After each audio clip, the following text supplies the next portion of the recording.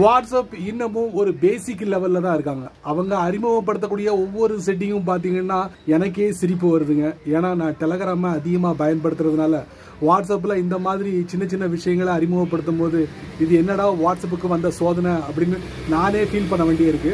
இருந்தாலும் வாட்ஸ்அப்ல ஒரு சின்ன செட்டிங்கை அறிமுகப்படுத்த போறாங்க. அது வேற ஒன்றும் இல்லை, நீங்க இமோஜிலாம் பயன்படுத்தீங்களா அப்பனா அதை பத்தி தான் நான் உங்களுக்கு இந்த வீடியோல தெரியப்படுத்த போறேன். ஸோ வழக்கம் போல நம்ம வீடியோக்கு லைக் கொடுத்துக்கோங்க, தொடர்ச்சியா நம்முடைய சேனலை சப்போர்ட் பண்ணுங்க.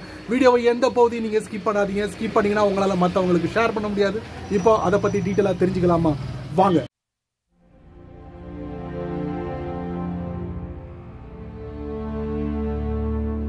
வாட்ஸ்அப்ல அனிமேட்டட் இமோஜியை அறிமுகப்படுத்த போறாங்களா? இந்த செட்டிங் கூடிய சீக்கிரத்தில் எல்லாருடைய வாட்ஸ்அப்ல வந்துரும் அப்படிங்கிறாங்க. அதுக்கு முன்னால நான் என்ன பண்றேன், டெலகிராம்ல இந்த அனிமேட்டட் இமோஜி எப்படி செயல்படுது அப்படிங்கறத நான் உங்களுக்கு காட்டுறேன். அதுக்கப்புறம் வாட்ஸ்அப்ல லைட்டா காட்டுறேன், தெரிஞ்சுக்கோங்க. உங்களுடைய வாட்ஸ்அப்ல கூடிய சீக்கிரத்தில் அனிமேட்டட் இமோஜியை பயன்படுத்த போறீங்க. அதுக்கு முன்னால டெலகிராம்ல அனிமேட்டட் இமோஜி எப்படி இருக்குன்னு பாத்துருவோமா?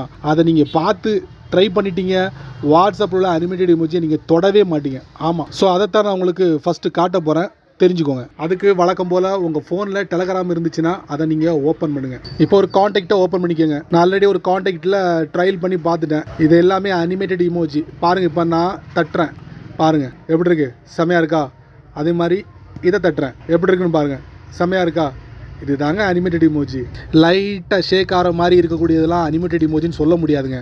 வாங்க வாட்ஸ்அப் பக்கம் போ. வாட்ஸ்அப்பை ஓப்பன் பண்ணுறேன். ஒரு கான்டாக்டை ஓப்பன் பண்ண பாருங்க, இது எப்படி இருக்கு? இது இமோஜி தான், ஹார்ட் இமோஜி. லைட்டாக டான்ஸ் ஆடுதா? நல்லா கவனிங்க, டான்ஸ் ஆடுதா? இந்த மாதிரி தான் எல்லா இமோஜிக்கும் வந்து அனிமேட்டட் அப்படிங்கிற ஒரு சக்தியை கொடுக்க போறாங்க. பட் இதை நீங்க தட்டினீங்கன்னா ஒண்ணுமே வராது. இங்க பாருங்க, வெறும் ஃபிளாஷ் தான் அடிக்கும்.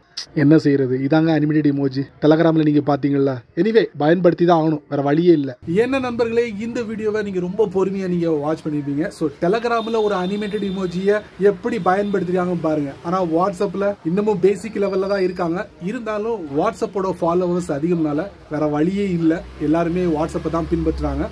ஸோ இந்த வீடியோ ஒரு பயனுள்ள வீடியோவாக இருந்தால் 4 பேருக்கு ஷேர் பண்ணுங்க, அவங்களும் இதோட பலனை அனுபவிக்கட்டும். நீங்கள் நம்ம சேனலுக்கு புதுசாக இருந்தீங்கன்னா வழக்கம் போல கீழே நிறைய பட்டன்ஸ் இருக்கு, அதில் உங்களுக்கு பிடிச்சதை தட்டி விட்டுக்கோங்க. அதுக்கு கீழே கமெண்ட் செக்ஷன் இருக்கு, நல்ல ரீதியில் பதிவு பண்ணுங்க.